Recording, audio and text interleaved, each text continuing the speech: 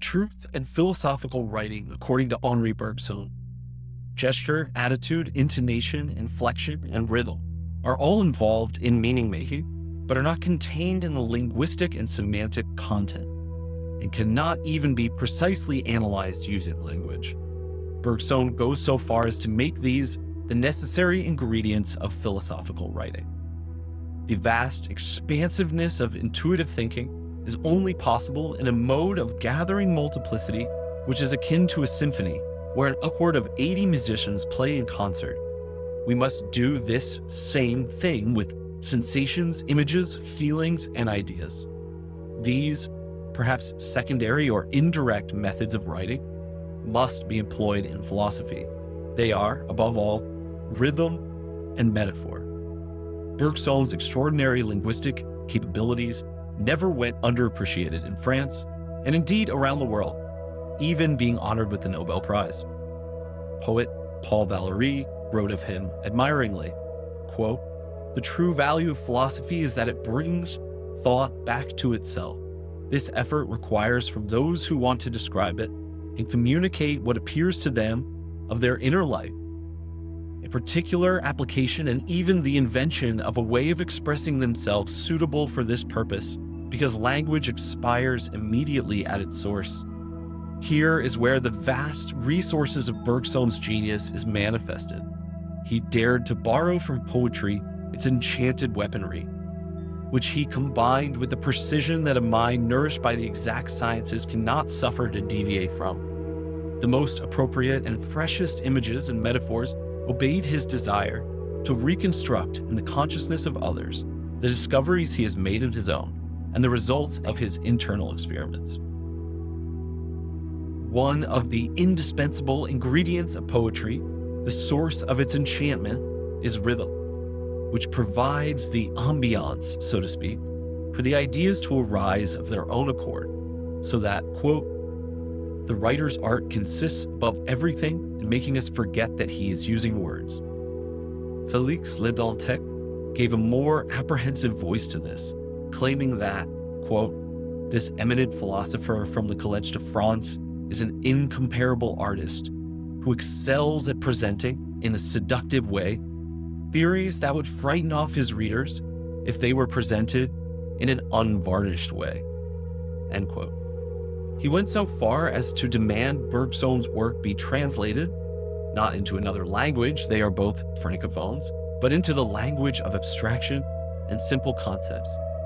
Can such a translation truly be done? Further, is the goal in any measure to smuggle ideas past reason undetected into one's heart so they can take up residence there? Is it a matter of propaganda and brainwashing? The truth is that some aspects of reality are untranslatable, inexpressible in the language of concepts and symbols. Time itself implies unique moments that exclude substituting one for another. If our concepts work by placing things in clear light, then shadows become inaccessible to knowledge. The background always eludes our investigation, which proceeds by placing its subject in the foreground. Likewise, if only syntax and semantic elements are used to construct our knowledge of duration, then by being deprived of these gestural and rhythmic powers of suggestion which alone can unlock the inner melody of consciousness in motion, we will quickly dissolve every latent insight like sea foam in the hands of children. The formidable apparatus of logical analysis, so often proving its worth in the material sciences, quickly came to be taken as the only viable mode of generating and communicating truth. Art has more and more been reduced to a consumable amusement. On the other hand, truth has been reduced to a different kind of consumable thing, an objective entity existing in space that we can pick up, hold, and examine without needing to change ourselves in any way to receive it. In reality, there is a much more complicated dance that must take place between language and truth, and ultimately our access to truth is never independent from the forms and feelings of aesthetics. We will see in due course of this examination how aesthetic expressivity, or to be more precise, suggestion, aided by rhythm, opens linguistic expression to modes of disclosure that do not, quote, expire at their source, as Valery said of language. Ordinary language is possible only because thought extracts its complexity and closes into a mere sketch of itself, so as to become static and general. Philosophical writing must do the opposite. It must breathe new life to thought. Philosophical thinking emerges in a second life, which is extra-linguistic. There are intermediary steps we must take that involve experiencing a multiplicity of symbols and images. But there is a continuity and dynamism behind the discontinuity and structure. Our symbols are underpinned by a subtle, invisible, implicit mycelial interconnection. Each word is a symbol open to multiple interpretations. Word order and syntax close off the majority of this ambiguity, and this it must do if we are going to communicate something coherently. Every sentence involves an integral image of the whole, containing many images in each of its phrases and any possible subunit of expression below that. We do not pay attention to the subunits and then artificially connect a plurality of elements like building blocks into an edifice. The image, in Bergson's vaguely Neoplatonic conception, involves movement and a zone of indetermination. Images are nothing like representations. They are reverberations of our sensations. A musician forms an image of a tone or rhythm by simulating the production of these very sounds in their imagination. Images arise along with sensations, but always go beyond them in the accumulation of retentions and anticipations. Images are also imbued with emotional variations. The total system of these relations at work in speech, taken as a dynamically evolving multiplicity, is incapable of being represented in the same terms of symbols and images which arise in these qualitative flows. Meaning exists at a more diffused, nebulous state. It's more like a gas or an energy than a solid or a crystal. Meaning is first and foremost frequently felt as a field, qualitative, diffusive gradients involving nuances and oriented by polarities. Or else it is felt as a direction of a movement. Above all, it is the intention to change directions. The sense of life, sensation, feeling, direction, meaning. Sense of life moves in a different direction to thought. When we get lost in reflection, we pursue this twisting indefinitely for its own sake. We end up in empty space, non-being, void, and the infinite. The direction of life is meaning in the making, enacted by doing something, engaging and participating in a concrete, contextually rich event. Thought does not merely spiral into itself, but sets out in a new direction. Before we have any system of knowledge or categories of comparison, there is first meaning resembling a living organism, wherein diverse movements live together in an ecosystem of interdependent life processes. Meaning is the convergence of movements into an orientationally closed system. But every closed system remains open to other perspectives, and no system endures that is not flexible and creatively adapting. It is to a visceral and concrete level of meaning that we approach when we are reduced to our vitality, and where we can only know the truth of life's essence by engaging in living work of integrating and propelling our effort so as to continually unfold and transform ourselves. The meaning of meaning is contained in this very spirit of inventiveness from which all meaning comes. We only know meaning by inventing it. It's rarely a meaning that one communicates, but is more like coming into proximity with meanings that branch in multiple directions and open unique horizons in each one. We can sense meanings without needing to turn them into images.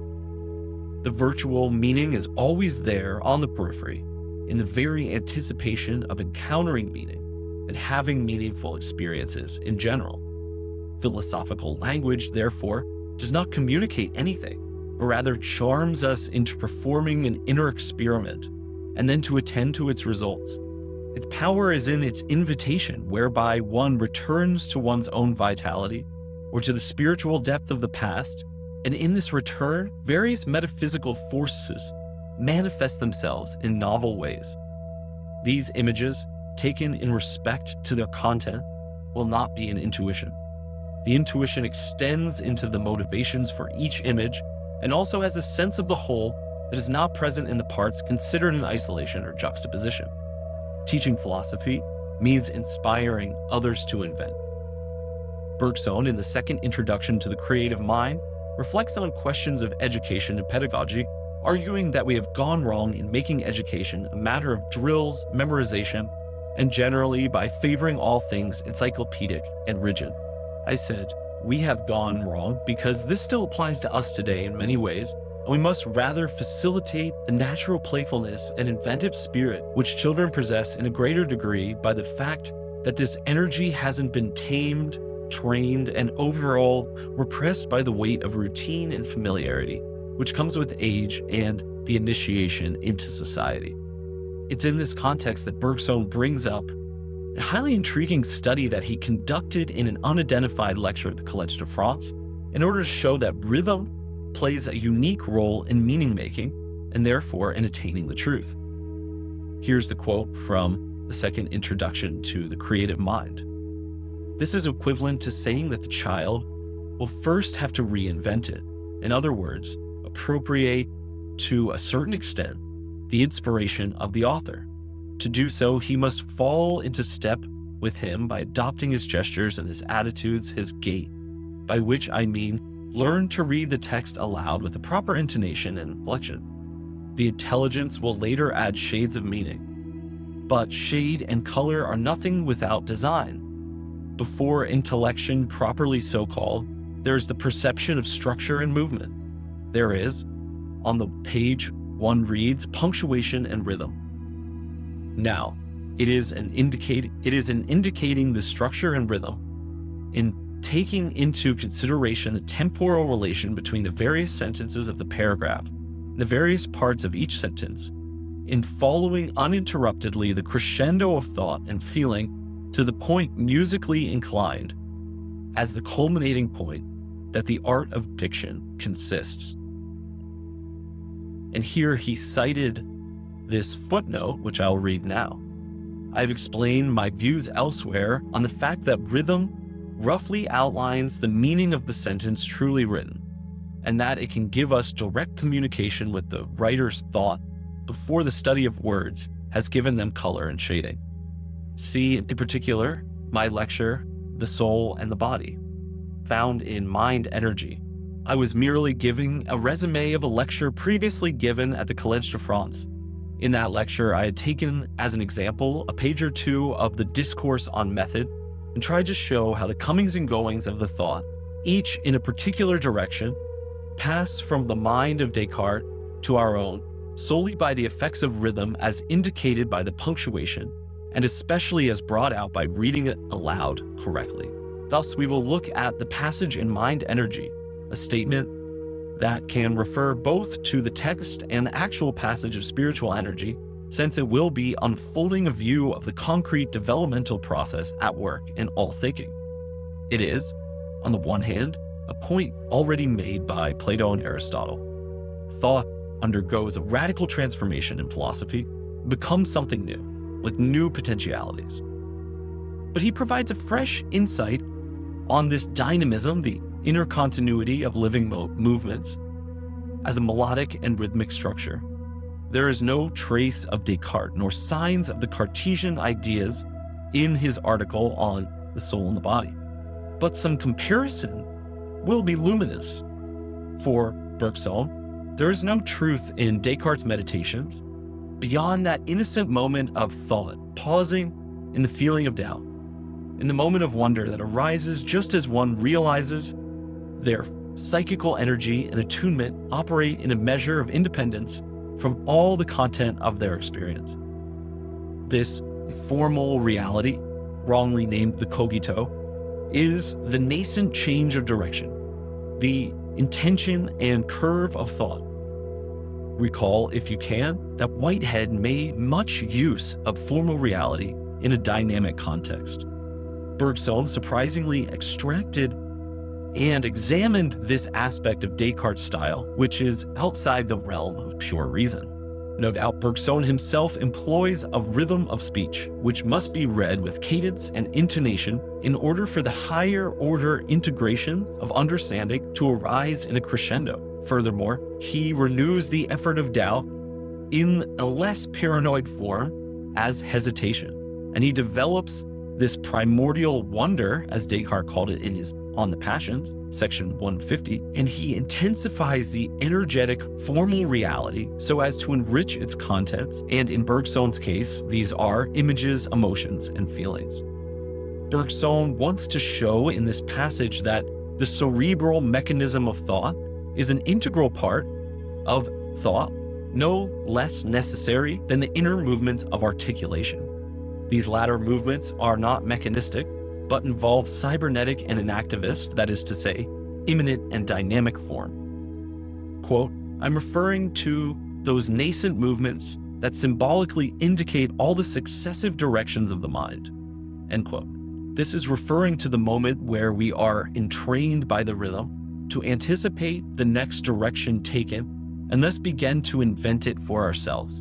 In order to appreciate the rhythmic flow of Bergson's writing, I have rendered a translation which attempts to preserve the flow and composition, allowing the very crescendos of which he speaks to erupt of their own accord in the reader. The result will necessarily be an imperfect approximation, tempered to my own ear and heart. One major challenge is that French and English reverse the word order in many instances, and that will sound awkward if put into English, and if it's avoided, will result in different rhythms in the English. Take the first clause, for example. In French, we have remarquez que la pensée réelle. First of all, I render remarquez que as take notice that, rather than the more literal notice that, so as to better preserve the rhythm. But we are forced in English to move thought back to the end of this list, since take notice that the thought, real, concrete, living, is the thing that our psychologists have spoken to us very little so far. Here I have maintained a much closer grasp on the original rhythm, although it still all comes down to the way it is read. While this arrangement better prepares the movement for reading it well, it does not accomplish the goal, since it's awkward in English. We end up noticing language even more, since it's not achieving the transparency which Bergson says the art of writing consists. The thought must keep moving and build its crescendo, not get caught up twisting on itself or being sent off at a tangent from the continuity of its intended curve. Thus, I've sacrificed the rhythmic isomorphism of each line, but tried to maintain the length and order of its clauses in each sentence. One must do everything a musician does when preparing and practicing a moving performance. Find the way each sentence can be read rhythmically, and then one must read the whole so that the parts correspond as a composition. Find and enrich an inner melodic thread. I have marked in bold the moments that must be thought of as the strong downbeat, the cadences, or moments of crescendo.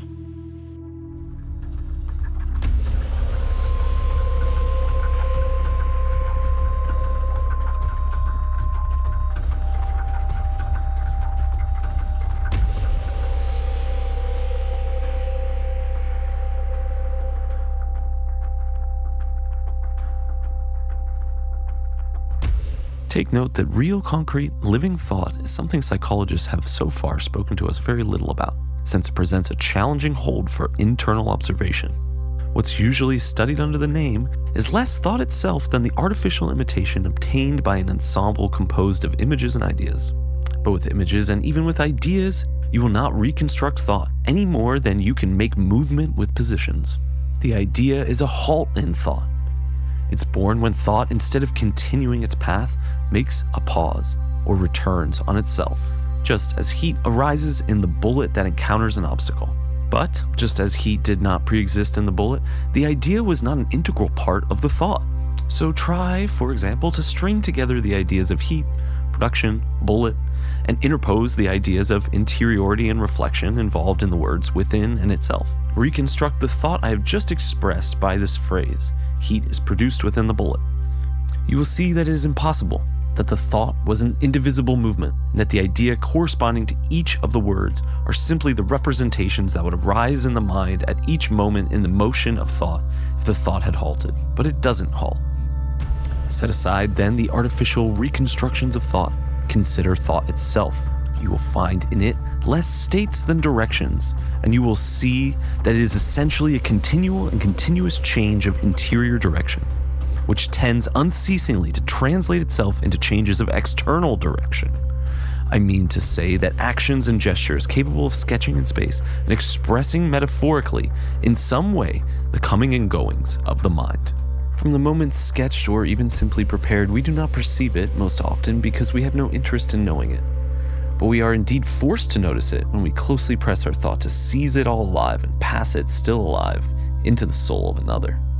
Even if the words have been chosen as they should be, they will not say what we want them to say if the rhythm, the punctuation, and the whole choreography of the discourse is not helping to make the reader, guided then by a series of nascent movements, to describe a curve of thought and feeling analogous to the one we describe ourselves. All of the art of writing is here.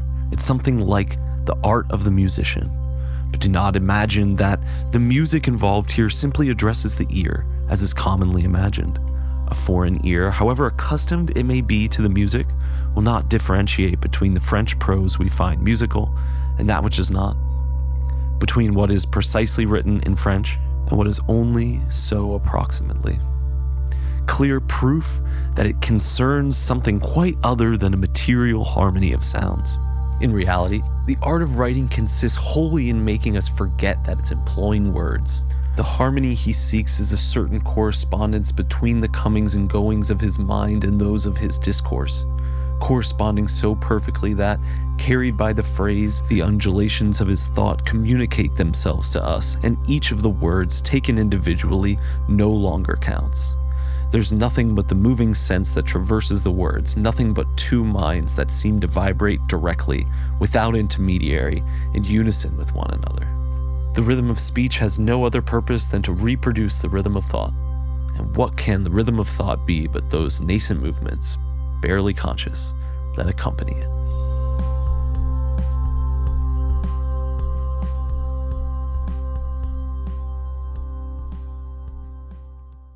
Most striking feature of rhythm, beyond the remarkable fact that it concretely links embodiment and emotion with intelligence via aesthetic feelings, is that its very activity is an indispensable ingredient in the evolution of consciousness and the invention of new ways of knowing. The first thing we need to develop in ourselves is a sense of what rhythm actually is. Every rhythm has a sui generis quality, and while rhythms obviously share meter and even stylistic elements, each implies its own duration, its degree of contraction, and its singular nuances of feeling. No two rhythms are completely alike.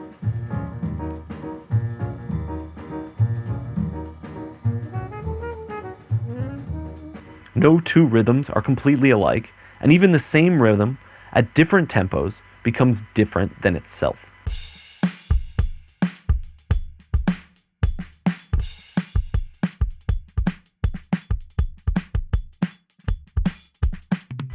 Again, when a rhythm is reversed, it has a quality all its own, seemingly unrelated to its mirror image.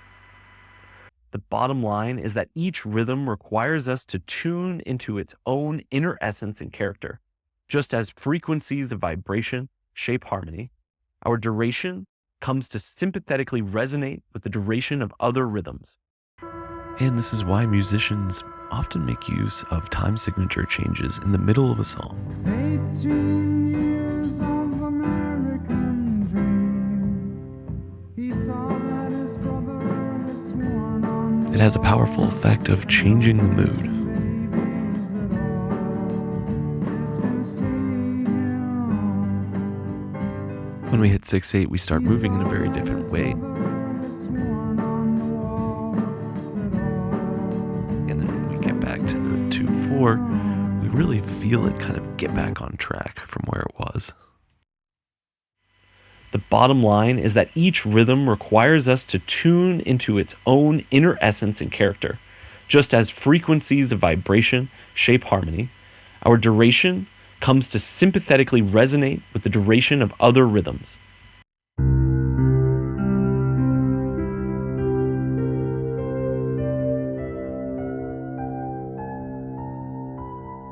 The series, according to the laws of physics, has to be exactly an octave higher than the fundamental C we've been hearing.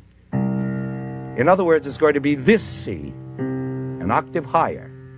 Now, if I silently press down the key of this higher C and hold it so that the string is free to vibrate, and then abruptly strike the fundamental C, an octave lower, what do you hear? Hearing the first overtone vibrating sympathetically an octave above its fundamental. Listen again. Clear as a bell. So obviously this upper C is an integral part of the C an octave below. It's a built-in harmonic sounded by the two halves of that lower string vibrating independently. That wave is traveling all the way down the length of the string and all the way back. What we're also hearing quieter is the integer multiples of that wave. So we're hearing the wave that's twice as fast, and we're hearing the wave that's 3 times as fast, and so on. The same kind of thing happens in wind instruments where it's a certain length column of air that's resonating.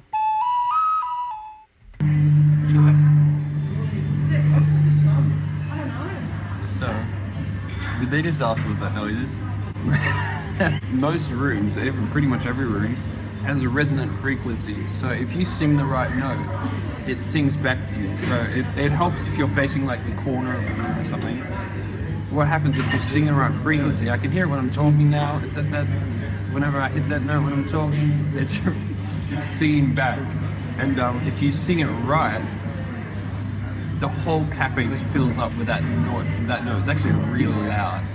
It's, I'm not going to do it anymore. Ready? I'm going to get in trouble with this.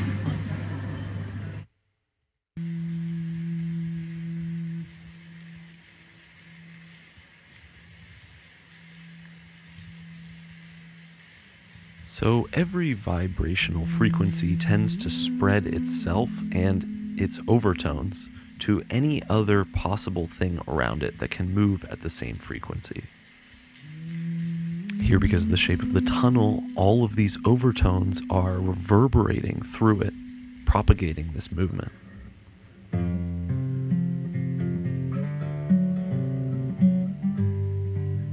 And so harmony, in a way, is a study of the rhythmic movement between different vibrations.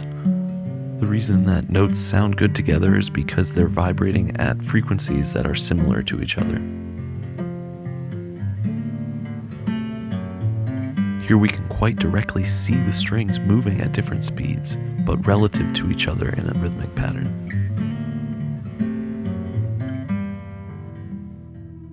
Since rhythm only appears in duration, it's the sort of temporal quality or moving image par excellence. In fact, rhythm is the fundamental ingredient of grace.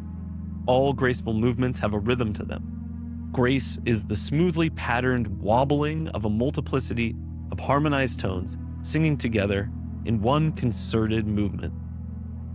This was already there in Leonardo da Vinci, which Ravissant passed on to Bergson. That in addition to the apparently measurable external figure, the character as a habituation, organizing movements, as well as nascent changes of direction and novel adaptations. This inner quality is actually an undulating, a wave-like pulse, fundamental to nature, life, and mind. Da Vinci calls it a serpentine movement. There is an activity of attuning the soul, tuning into the movement image, which opens a reservoir of energy and creativity. This way of modulating our psychic states by opening to a wider multiplicity of details and by an integration of complexity in simplicity is essential to intuition as a rhythm of thought.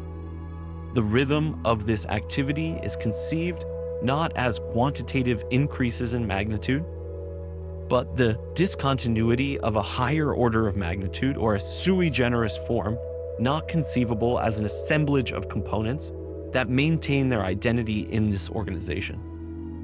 The attunement of a metaphysical attitude is one which not only posits the reality of the movement, but makes an effort to tune into the very movement itself, which is always concrete. We must vibrate with the rhythm of each unique movement that is, in some sense, itself a unique event in life. Quote, "Would I go as far as adopting your claim that, quote, truth itself is mutable? I believe in the mutability of reality rather than that of truth.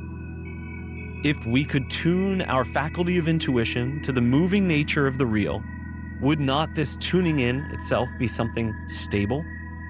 And truth, which can be nothing other than this tuning in itself, would it not also have something of the nature of this stability? But before reaching this point, we would have to go through many tentative steps."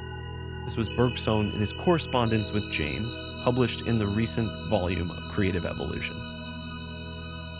These provisional steps between our tuning in and reaching the truth are ones of attunement and a corresponding melodic gesture.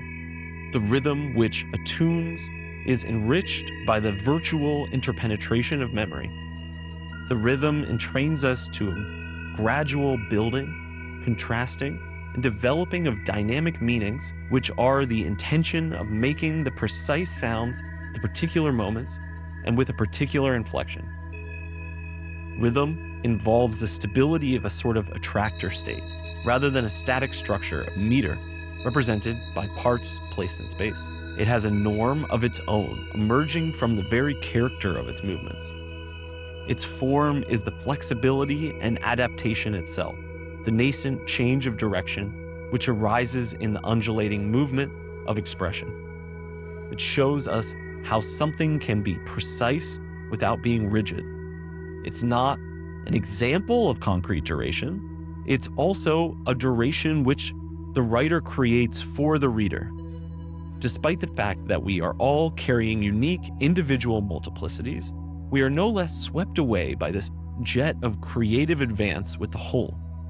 We come to vibrate sympathetically in resonance with the rhythm of the intuitive attunement itself, and gradually we become metaphysically minded. We must study this kaleidoscopic change, this twisting on itself, this movement between dynamic schema and images, or this eruption of creative emotions. In all these cases, what we have is a crescendo of thought. Thought is then brought back to itself and learns what it is by inventing itself anew. A new mode of acting that is almost like discovering a whole new way of being. Thought draws more out of itself than it contains, but only when it evolves irreversibly in a new order of magnitude, a sui generis form of activity, and opens a new horizon of possibilities. It's by tuning in on itself while at the same time moving in a new direction that a crescendo develops and evolves. Any philosopher striving to make all the most important insights they have come to be known by others will have to consider how it is delivered. When we intend to communicate the feelings of our inner experiments, what constitutes metaphysics, we must make use of a style of arranging words that best brings out the vivid impression of its importance and depth. A fortiori philosophical writing has the power to evoke a novel sense, which, if met with a passionate and attentive openness to thinking something new, can be the catalyst for a change of attunement. We arrive at the proper attitude through participating in the rhythmic undulations of the speech. The rhythm becomes a music that sets the mood of wonder and in general makes us more open to suggestibility. It brings us to the edge of dreaming and restores us to the qualitative heterogeneous field of meaning potentials hidden behind and on the periphery of our signs. This enchanted weaponry of poetry ensnares our will and submerges us in its individual degree of tension. We vibrate along in sympathetic resonance, and this finally compels us, like a physical contagion, to form an intuition of duration, to deepen and enrich it in a crescendo. The philosopher does not proceed or succeed by convincing, and much less by indoctrinating. The measure of philosophy's success is whether it inspires others to do good philosophy for their own. It's more like a contagion, propagation of movements, conducted in concert, so as to conspire and spread, to really understand and develop philosophical conversations and communities.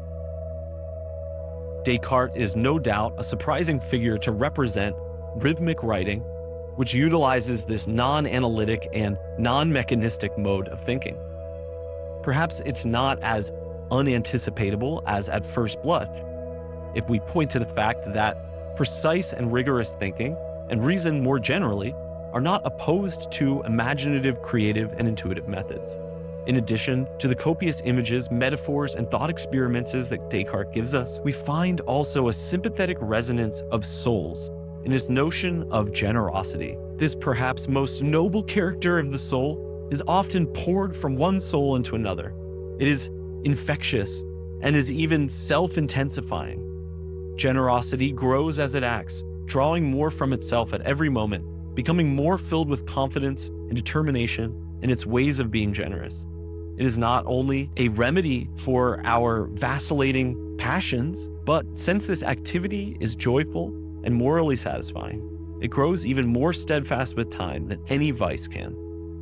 Our desires, fears, hatred, and anger are dissipated and replaced by self-esteem, confidence, esteem for others, and grace. Generosity involves self-knowledge and regulation. It is by first coming to an accurate degree of self-esteem, neither overly nor undervaluing one's own worth, that we become capable of greater and more powerful activities. What is more spiritually powerful than those beautiful souls that spread joy at the same time as they inspire deep philosophical engagement? The most generous spirits are those that ignite a fire in us, giving without depleting themselves. Generosity can fill the empty cup of despair, or even empty the cup of the pride. It is a great balancer of souls, since it makes us love most what we all have in common, i.e., that we are souls capable of generosity. Quote, just as generous people don't rate themselves much better than those who have greater wealth or honor, or even those who are more intelligent, knowledgeable, or beautiful, or surpass them in some other perfections, they correspondingly don't have much more esteem for themselves than for those whom they surpass, because all these things strike them as very unimportant in comparison to the virtue of the will. That is the only thing they esteem for themselves, and they suppose that everyone else does, or at least could, have it too. Descartes on the Passions, section 154. We need not dwell on the particulars of this Cartesian virtue. If we pause in thinking, it turns into an idea which we try to square with other major ideas in Descartes' philosophy, etc. We will never understand its truth. We should instead take it still alive and see if we can make these comings and goings live in others, and from there, it can be developed in a philosophical community enriched by generosity, creativity, and playful imagination, ever attuned to beauty through grace. When Bergson first took notice of the kaleidoscopic crescendos of spiritual energy, it was from an attention to music and dance that a unique psychical intensification could be identified and used as philosophical evidence. He named it qualitative multiplicity. In those enchanted pages of his essay on the immediate data of consciousness, it is always music that he describes in order to ease the delivery of us back into our pure duration. And it is art that is always giving us the occasion of noticing latent movements towards ourselves. But we will not often take this path in thought. It's enough to sense the presence of it, not as an immediate presence in space, but as a quasi-presence of a direction, nascent movements, or nascent changes of direction. We need not turn in this direction, enact the movement, turn the idea into real movement. It's enough to sense its possibility in order to realize its existential and metaphysical implications. The silent thesis of all aesthetic experience is that the soul's knowledge of itself is an energy that loves beauty, is intensified by experiencing beauty, and becomes inspired to grow and spread the gracefulness of spirit. This is to say that experiencing art is, as Schopenhauer said of music, an unconscious metaphysics and an unconscious spiritualism. In the secular age, music still occasions an experience for atheists to commune in a spiritualism and mysticism that is lived and felt without needing to be formed into a concept. We can thus appreciate the value of spiritualism without having to believe anything or even trying to explain it. It is possible, though, to bridge these worlds, but it will end up being a question of translation. Translating music into concepts proves ineffective at aiding speculative reflection, but is good for musicians, especially in an effort to compose and orchestrate increasingly more complex music. The conceptual side of music, latched onto the durational patterns of tones and frequencies and rhythms, will always fail to inspire good music. It is seldom enough to meet the intellectual exercise in concepts in geometrical space, the spirit of free play, imagination, and creative energy. We give ourselves false esteem rather than generosity by estimating our motives as so pure and detached from the rest of our passions and drives, including the divergent tendencies and, in sum, the whole concrete, integral personality, which not even the one who lived it can represent to themselves. The truth is that emotions, attitudes, and aspirations are what feed our free play, and so, whether or not it is mixed with concepts, the creative effort that makes music is drawn from both the elevation of spirit and the depth of movement, duration, and transformation. Intellect, residing in the tension between our continuous becoming and the pure past, is freely present so long as it does not get in the way and cause the mind to pause. Music will make use of these halts to create ideas. Repetition is already a sort of twisting on itself. Rhythm is again the torsion and tension of the mind bending itself in a curving movement. We tune into oscillating sounds at frequencies with simple relations. A major chord is the relation of 4, 5, and 6. And it has a reverberating effect of moving through the wobbling Fourier transform. The quality of the chord is this combined movement of three unique rebounding movements. We sense it as a sort of single static quality, like a color gradient. The major chord is like the continuity between blue, green, and yellow, perhaps, appearing brighter or darker depending on the volume and the timbre. Besides the surprisingly frequent rarity of synesthesia, there is a deeper affinity between these senses in that color gradients and the chords in music have distinct qualitative nuances while sharing something in common with every color that exists between them, wherein we can discover always an infinity. Sense, as fundamental axiology or ontology, encompassing sens and senti, sense and to sense, sense as meaning and senti as to sense, in our natural or spontaneous openness to feeling durational patterns, likening or comparing them with the subtle patterning of emotions, attitudes, and aspirations. Music speaks directly to the durational quality of our inner life. By the time of The Soul and the Body, Bergson had found so many more examples of crescendos of qualitative multiplicity. Politeness, politesse, on which he gave 2 speeches in 1884 and 1892, is the true sense of social grace, a sort of generosity of friendship, wherein we draw more out of each other by promoting and facilitating each unique person's passions and gifts. No doubt, this virtue will involve wit, humor, compassion, and a certain vulnerability that comes with being sincere. Even indignation seems to rise to what we could call sublime feelings, basing its intensity in some measure on a sense of the immobility within ourselves, that a line is crossed whereby we are unwilling to sit by and not intervene and not work to right the wrong.